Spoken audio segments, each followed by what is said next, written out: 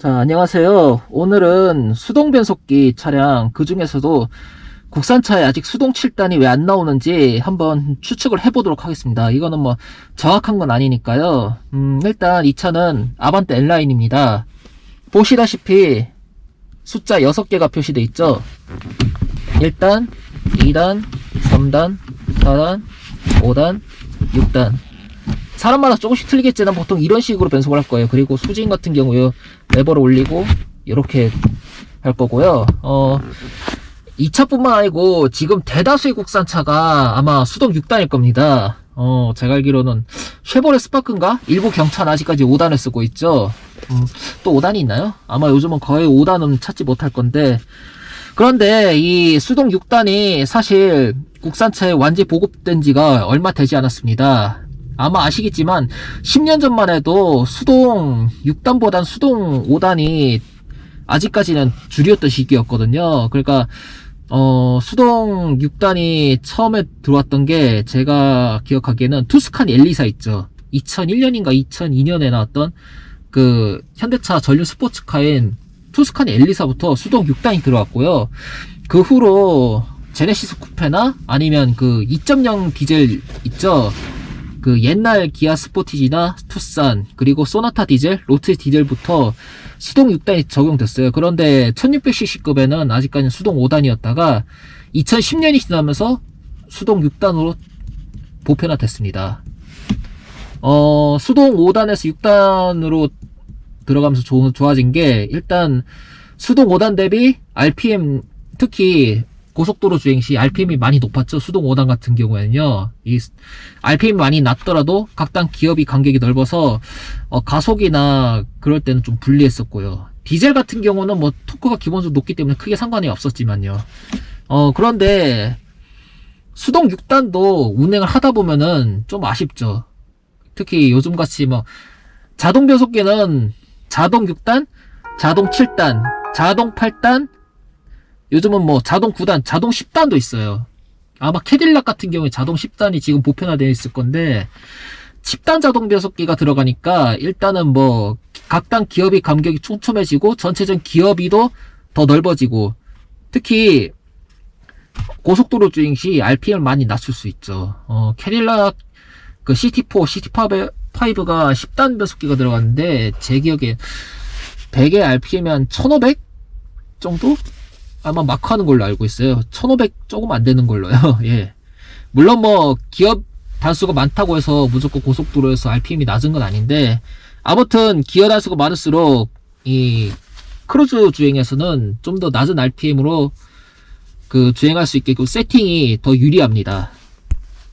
그런데 국산차에 수동 6단도 좀 아쉬운데 왜 수동 7단이 안 나올까요? 아마 아시겠지만 수요가 없어요. 수동이라는 변속기가요. 첫 번째 이유가 그거예요. 아마 통계상으로는 잘 모르겠지만 100대 중 99대는 오토일 겁니다. 이 오토는 또 일반적인 자동 변속기가 아니고 듀얼 클러치도 들어갔고 CVT도 포함된 오토 미션이죠. 그러니까 클러치 없는 투페달 변속기는 다 오토라고 보시면 되는데, 이 오토가 99%입니다. 제가 알기로는요. 수동은 그 100대 중 한 대가 될까 말까요, 솔직히 말하면요. 그리고 요즘은 또 화물차 같은 경우에는 무거운 화물 견인할 때 큰 토크가 필요하고 그만큼 또 내구성이 돼야 되니까 오랫동안 주행해야 되죠. 그래서 수동이 많이 선호되는데, 요즘은 화물차도 거의 대부분 오토더라고요. 심지어 수동 변속기 비율이 높은 포터나 봉고도 제 기억에는 80% 이상이 지금 오토를 뽑는 걸로 알고 있습니다. 일단은 오토가 운전이 편하고 누구나 운전할 수 있으니까. 수동은 까딱하다가 기어를 뭐 3단을 넣어야 되는데 1단을 넣으면은 바로 엔진 오버런 되죠. RPM 낮으면 상관없는데 RPM 높은 경우에는 자칫해서 레드족까지 치면은 뭐 상상 못하죠. 아마 엔진 깨질 겁니다. 수동 변속기가 발달된 변천사를 잠깐 언급을 해보면, 보통 70년대에서 80년대 사이에 수동 4단이 주류였는데 4단에서 5단으로 넘어간 시기였거든요. 아마 옛날에 뭐 어떤 차이가 있었죠? 그 1세대 소나타하고 스텔라, 이런 차들 보면은 그 차량 좌우 휀다에 5스피드, 5스피드라는 그 엠블럼이 붙어 있을 겁니다. 그게 고성능을 뜻하면서 이거는 5단 배속기가 들어가 있다. 그런 거 상징했었죠. 그리고 그 시절 차량은 대부분 아시겠지만 수동을 빠질 수가 없었죠. 심지어 1986년에 나왔던 갓그랜저 있죠. 갓그랜저도 2.0L급하고 2.4L급은 수동 변속기를 선택할 수 있었습니다.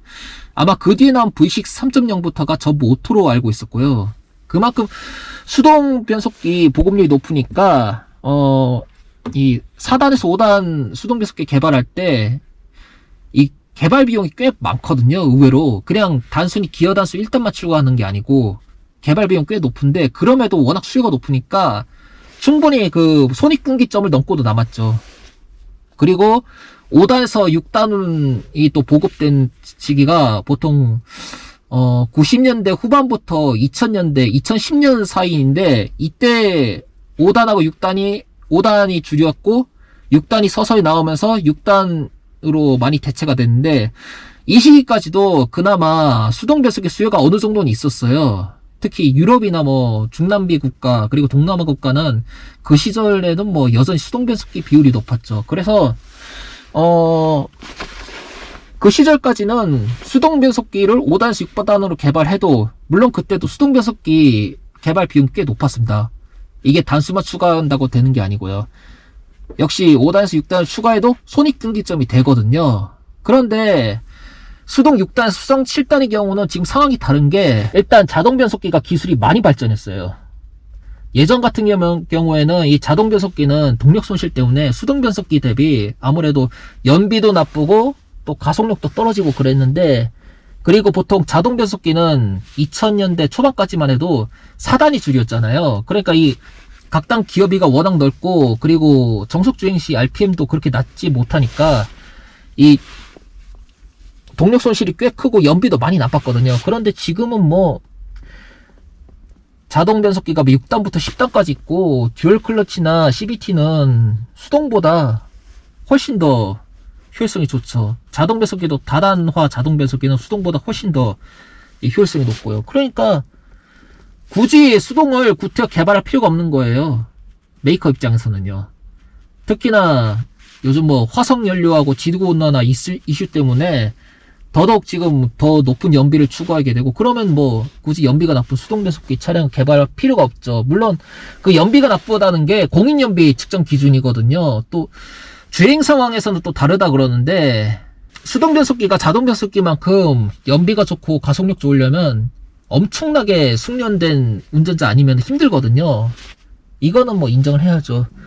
그리고 지금 또 다른 이슈가 자율주행 기술이 있죠. 자율주행 기술은 사실상 수동 변속기는 접목을 못해요.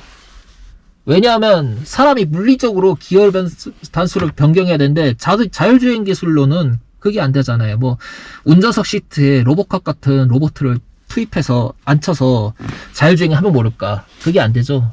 그래서 수동 7단은 아마 국산차는 더 이상 나오지 못할 거예요.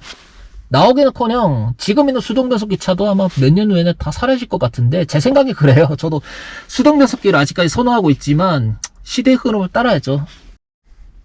자, 그러면 마지막으로 수동 변속기 7단 수동 변속기가 적용된 차가 있나요? 국산차는 없고, 물론 뭐 화물차까지 포함하면 많은데 화물차는 승용차가 아니니까 그건 논외로 하고, 승용차 중에서는 대표적으로 수입차가 있죠. 쉐보레 콜벳이 있구나. 쉐보레 콜벳은 7단 수동 변속기가 있습니다. 그런데 제가 찾아보니까 여기 5단 옆에 7단을 넣을 수 있고, 이 리버스 있죠. 리버스 기어도 이 6단 옆에 있더라고요. 그래서 예를 들어서 5단 넣고 6단 넣고 할 때 한 번 더 오른쪽 확 넣어서 7단이 들어가는 구조더라고요. 이거는 뭐 6단 기어라서 7단 넣는 상황을 보여드리지 못하는데, 아무튼 5단 옆에 7단 한 번 더 오른쪽으로 밀어서 넣는 구조입니다. 그리고 BMW 같은 경우에는, BMW도 아직 6단 수동 변속기만 적용이 된 상태인데, 일단은 이 H시프트 있죠. 기어 레버 8단까지 대응할 수 있는 신형 H시프트를 개발했거든요. 그래서 수동 8단까지 대응을 가능한데, 근데 아직까지 안 나오죠. 너무 발전하니까 수동 변속기를 능가했어요. 그래서 구태여 수동 7단, 수동 8단 넣을 필요가 없는 거예요. BMW 입장에서도.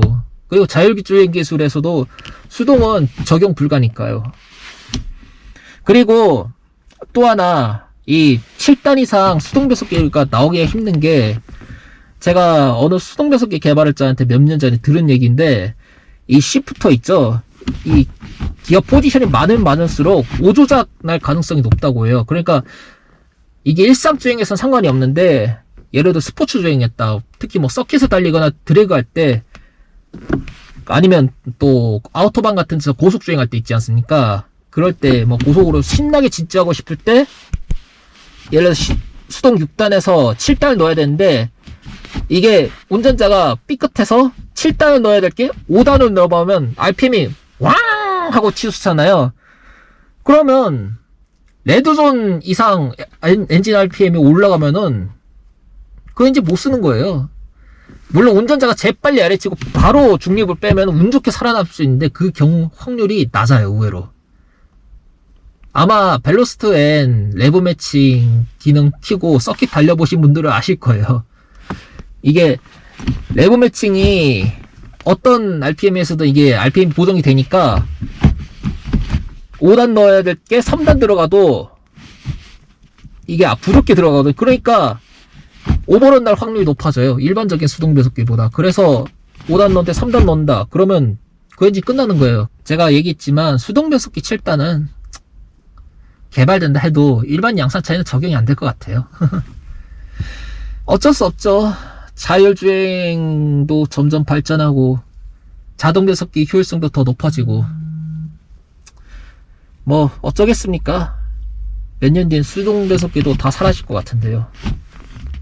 안타깝지만 뭐 이거는 과거의 유물이 될 것 같아요. 그러니까 지금 수동 배속기 차량을 소유하신 분은 저 포함해서 지금 가지고 있는 수동 배속기 차량 잘 관리해서 오랫동안 잘 타는 게 제일 좋을 것 같습니다. 이번 영상은 여기서 마치겠습니다.